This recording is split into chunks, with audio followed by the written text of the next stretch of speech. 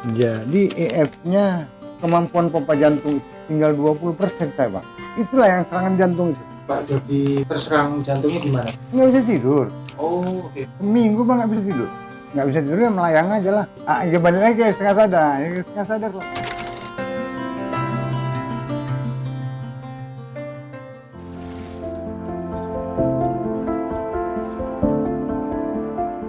Keluar dari rumah sakit, saya BAB aja hampir nggak bisa.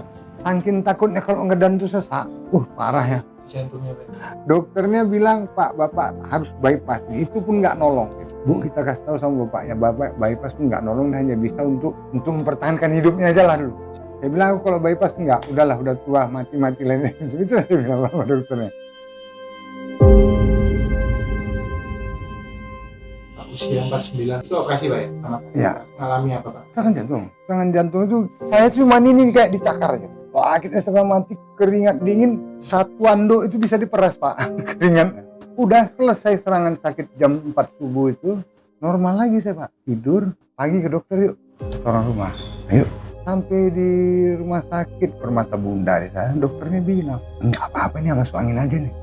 Kebetulan pemilik rumah sakit itu masih keluarga, balik, periksa.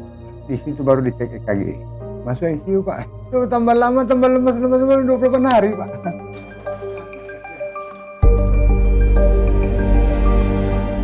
Dulu saya kan kena serangan jantung ini mungkin umur masih muda, uang masih kuat. Sementara saya di sana ngamar 28 hari loh Pak di ICU 2009. Bapak setelah pasang ring itu sempat ngerokok lagi ya? 4 bungkus sehari, kopi 4 teko. Nggak mampu lah Pak kalau orang sehat mengikuti. Berarti dari pasang ring dia masih rokokan, makannya pun juga berantakan juga bagaimana Pak? Sesudah di Bogor awal berantakannya Pak. Sampai di Bogor kan dingin, Pekanbaru itu kan panas. Di atas jam 6 akhirnya saya jadi makan lagi. Padahal di sana saya udah bisa nggak makan, kan cuma 2 kali saya sehari makan. Mungkin porsinya nambah, terus air kurang. Setelah pasang ring langsung seger? Langsung, udahlah, you jangan stres, kata dokternya. Penyakit pertama itu stres. Yang kedua makan you teratur. Nasi 5 suap, jangan lebih. Gula jangan makan. Banyak baca Quran ya Pak, tenangkan jiwa. Iya, udah. Baru dia bilang nomor 5, jangan isap rokok. Terus berhenti ngerokoknya itu sejak kapan Pak? Ya inilah Pak, kena ini aja.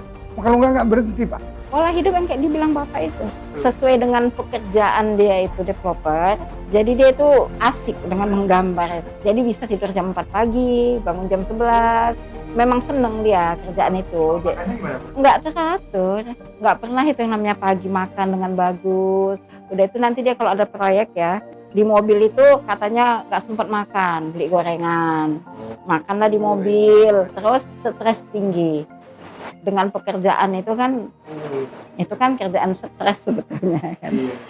Jadi gitu, tidurnya susah. Mulai awal kenal Karnus Di YouTube aja Pak. Pak. Dia tidak menampilkan produknya jual apa dia? Mengambilkan terapinya ditambah nutrisi fungsional sel. Udah dapat Karnus. Karnusnya apa? Cari videonya 2-3, dapat alamat Pak Tatang. apa Pak yang gampang membuat Pak Jody kayak masuk akal banget? Penjelasan Pak Iwan Pak, Masuk Pak ya? bahwa regenerasi sel itu terjadi kalau begini. Terus fungsi sel itu satu-satu kan, ini membuka insulin, kalau masuk ini keseimbangan lah intinya kan, gampang masuk.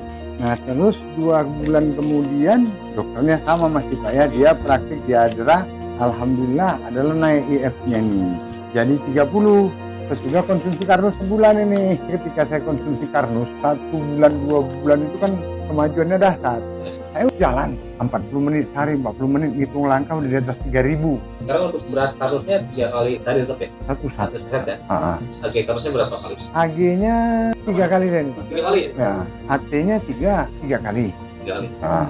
Sebulan Pak, hilang sesaknya Pak. Tidurnya juga enak, langsung ngantuk gitu ya? Jadi dia kayak anti kedokteran, sementara saya bilang itu sakit jantung si bapak ini. Secara kedokteran, waktu dia bilangnya dia nggak bisa tidur itu, jantungnya membengkak. Jadi dia masuk air ke paru-parunya itu yang membuat dia asal baring, nggak bisa, langsung batuk, cairannya itu masuk. Jadi setiap baring airnya nurun, masuk rumah sakit, di situ dibikin alat mereka itu yang membuang airnya, itu dan dia namanya obatnya lasik, mengurangi airnya sama mengurangi minumnya. Jadi itu alhamdulillah total berhenti batuknya. Makanya saya suka berdebat, kalau dia anti kedokteran saya marah. Kenapa bela kedokteran? Karena dokter yang bisa, ini karena hanya suplemen. Saya bilang begitu. Alhamdulillah suplemennya memang ada data. Beda pendapatnya, ini cuma suplemen, saya bilang, bukan obat. Jangan berhenti obat. Jangan berani-beranian. Saya bilang jangan berani-beranian. Katanya 6 bulan sembuh makan ini bukan obat, itu aja pertengkaran. Kalau berani nggak minum obat, nanti jatuh mau dibawa kemana memang, saya bilang. Kalau saya rasa di sini positifnya bisa membentuk keteraturan, kedisiplinan. Ada jamnya, jadi dia drastis itu ya, dari yang nggak tahu jam makan jadi tahu. Disiplin, alhamdulillah. Udah dibuatnya sendiri memang, alhamdulillah. Pak Tatang ini kan, makasih banyak ya Kak ya. Tapi intinya beginilah sebenarnya, pemahaman kita tentang hidup sehat itu meleset. Saya termasuk orang yang kritis, urusan agama, urusan hidup. Saya selalu bilang sama teman-teman, kau cari esensinya apa?